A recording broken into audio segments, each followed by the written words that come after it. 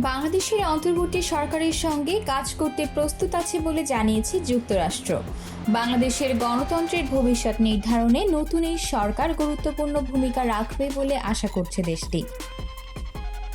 বৃহস্পতিবার ভারতীয় সংবাদ মাধ্যম এনডিটিভির এক প্রতিবেদনে এই তথ্য জানা গেছে। দেশটির নিয়মিত সংবাদ সম্মেলনে পররাষ্ট্র মন্ত্রণালয়ের মুখপাত্র ম্যাথিউ মিলার এক প্রশ্নের জবাবে বলেন, বাংলাদেশের চলমান ঘটনাবলীর দিকে নজর রাখছে ওয়াশিংটন। আমরা স্পষ্টতই অন্তর্বর্তী সরকারের প্রধান হিসেবে মোহাম্মদ ইউনূসের নিয়োগ দেখেছি। এক প্রশ্নের জবাবে তিনি বলেন, আমরা মনে করি অন্তর্বর্তী সরকার বাংলাদেশে দীর্ঘমেয়াদী শান্তি ও রাজনৈতিক স্থিতিশীলতা প্রতিষ্ঠায় গুরুত্বপূর্ণ ভূমিকা পালন করবে।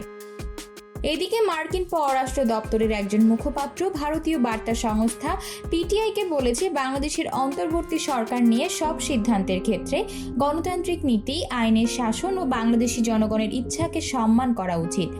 আমরা বুঝতে পেরেছি নোবেল বিজয়ী মোহাম্মদ ইউনূস বাংলাদেশের অন্তর্বর্তী সরকারের নেতৃত্ব দিতে সম্মত হয়েছেন। আমরা অন্তর্বর্তী সরকারের সঙ্গে কাজ করতে প্রস্তুত রয়েছি, কারণ এটি বাংলাদেশের জনগণের গণতান্ত্রিক ভবিষ্যৎ নির্ধারণ করবে। এনডিটিভির প্রতিবেদনে আরও বলা হয়, ডক্টর মোহাম্মদ ইউনূস এক বার্তায় বাংলাদেশের সবাইকে শান্ত থাকার কথা জানিয়েছেন। তিনি বলেন, আমাদের নতুন বিজয়ের সর্বোত্তম ব্যবহার করতে সকল প্রকার সহিংসতা থেকে বিরত থাকতে হবে। আজ বৃহস্পতিবার বাংলাদেশে অন্তর্বর্তীকালীন সরকারের প্রধান হিসেবে ডক্টর ইউনূসের শপথ গ্রহণের কথা রয়েছে। আতকিয়া মাইমুনা, বার্তা 24।